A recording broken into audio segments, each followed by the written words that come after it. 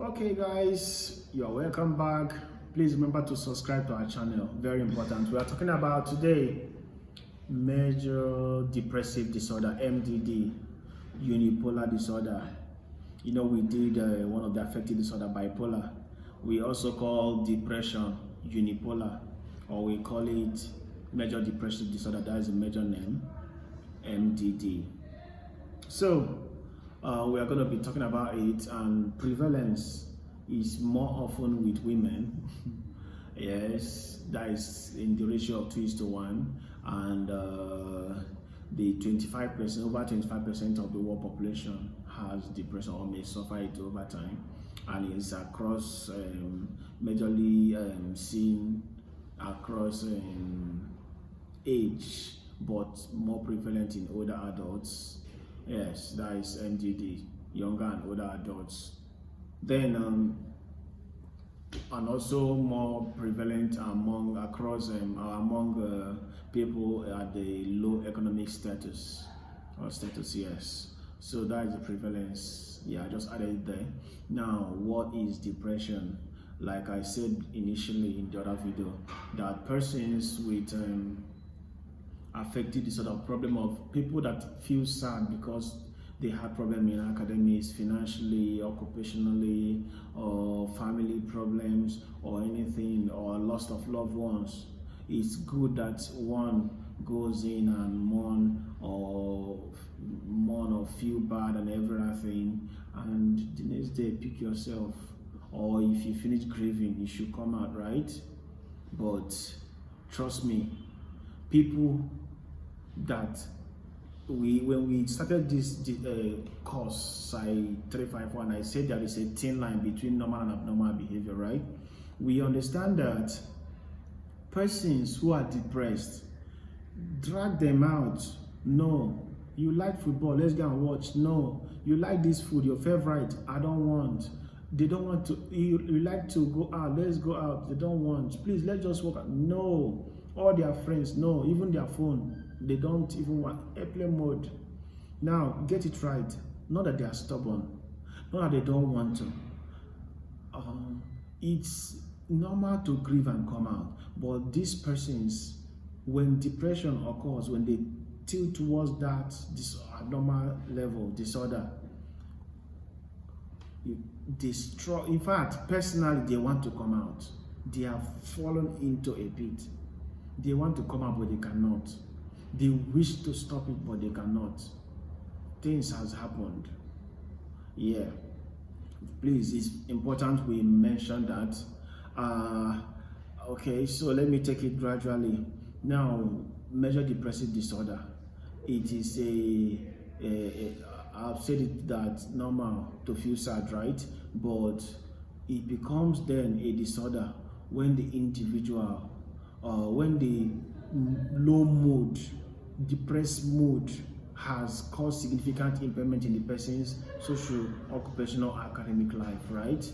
Now, the symptoms of depression includes feeling of worthlessness, hopelessness, helplessness, loss of appetite, fatigue, anhedonia, suicidal ideation. They want to kill themselves because they feel hopeless, right?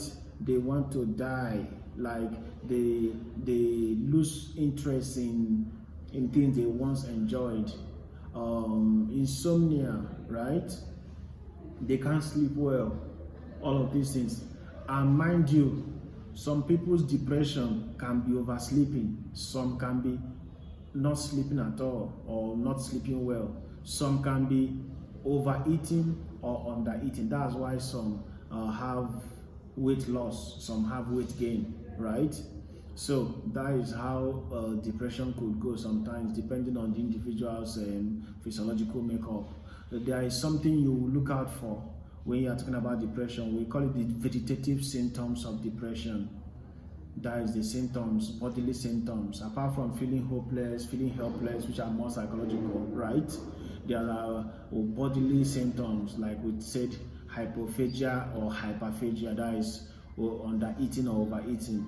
hyposomnia or hypersomnia, right?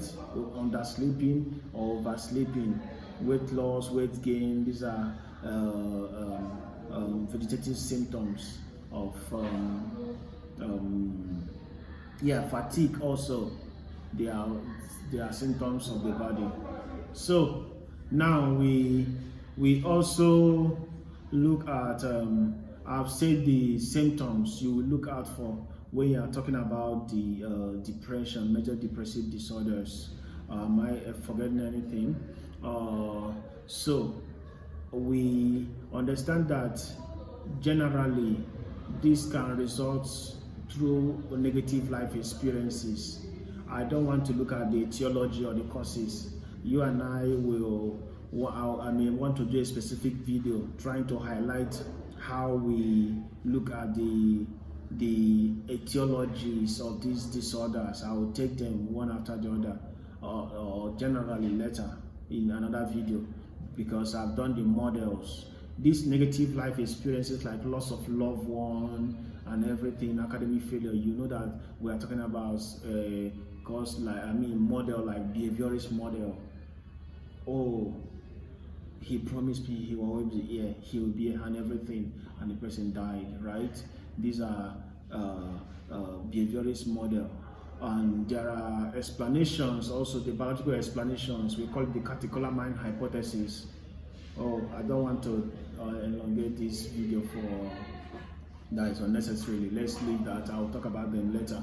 Now, this is depression, right? What are the DSM-5? Since we have seen the symptoms, what is depression? Which we said it has to do with low mood and feeling low, and sadness, feeling of sadness, worthlessness, helplessness, hyposomnia, hypersomnia, fatigue, anhedonia. That is loss of interest in pleasurable things, and other symptoms we enlisted. And we are saying that this can result from people's loss of loved ones or problems in some life activities, and so DSM-5 APA, DSM-5 TL APA 2022 gave criteria. Criteria A, they said that that the five out of the following symptoms, right, should be present during that depressed mood, depressed mood. Yes, that 5 out of the following symptoms must be present for at least 2 weeks to diagnose it. That is criteria A. And number 1 in this criteria A says depressed mood most of the day, usually or nearly every day. Then 2, markedly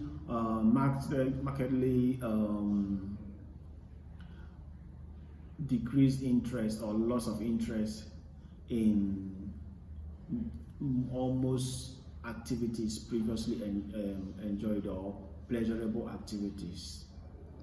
That is number 2 in that criteria A. That is the second symptom. Then we have 3, significant weight loss or weight gain. Significant weight loss when not dieting, or weight gain, or increased or decreased appetite. Significant weight loss when not dieting or weight gain, or decreased or increased appetite. Like I explained before, it could be anyone, right?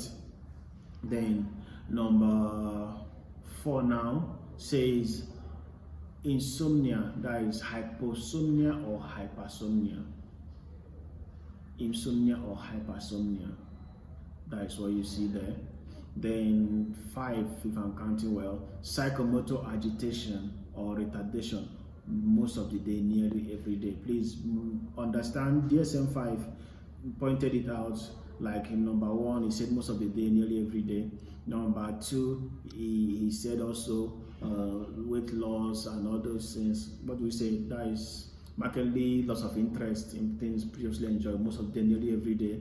Number 3, significant weight loss, when not that, weight gain, or decrease or increased appetite, most of the day, nearly every day. Number 4, insomnia or hypersomnia, most of the day, nearly every day. Then number 5, psychomotor agitation or retardation, most of the day, nearly every day. Then we have number 6, fatigue or weight loss, loss of energy, most of the day, nearly every day. That is number 6. Then number 7, we have feeling of worthlessness or excessive inappropriate guilt, most of the day, nearly every day. Feeling of worthlessness or excessive inappropriate guilt, most of the day, nearly every day. Then we have the diminished ability to concentrate or indecisiveness, most of the day, nearly every day. And then we have recurrent thought of death, recurrent suicidal ideation without any plan to do that, or suicidal ideation with specific plan, that is suicidal attempt with specific plan to commit it. I hope that is clear. These are the criteria, or the symptoms in criteria A. If any of these 5 is present for that 2 weeks, mark this: depression is 2 weeks.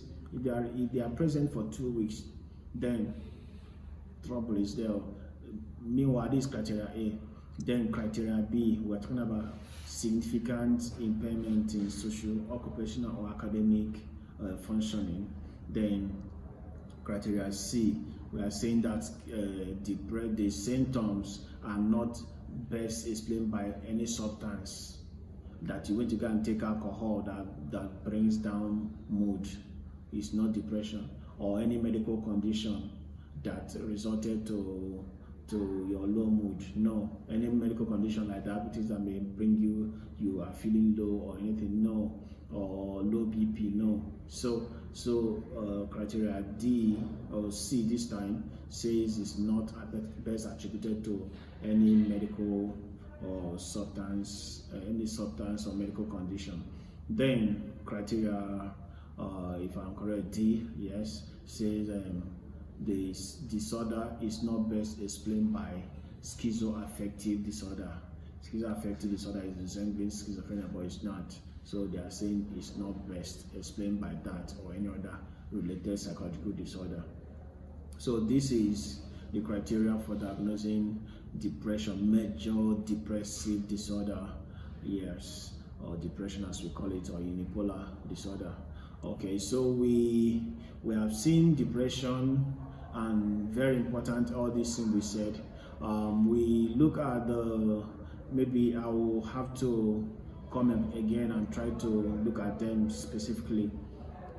I want to point something out here, that depression, the catecholamine hypothesis, like I mentioned before, when we say catecholamine, we're talking about the neurotransmitter. This is final year majorly that it will be needed. But let me just point it out here. The catecholamine hypothesis states that norepinephrine or serotonin and serotonin are implicated in depression. Low level of norepinephrine lead to depression. This is when you remember what we did in biological model, you understand that one of the factors there, neurochemical imbalances. And in depression, what is the chemical here? Norepinephrine. And what did they say? Low level of norepinephrine can lead to depression. The best explanation will come in final year. Yes. So yes, in advanced level, right, where we talk about the theories, the therapies or the biochemistry of these disorders. So this is, am I forgetting anything about major depressive disorder? This is the size of it, and it will be nice to be good to relate them to several theories, which I'll do later. Please do well to subscribe. It's very important, and like and share, please, and give us comments. Thank you very much.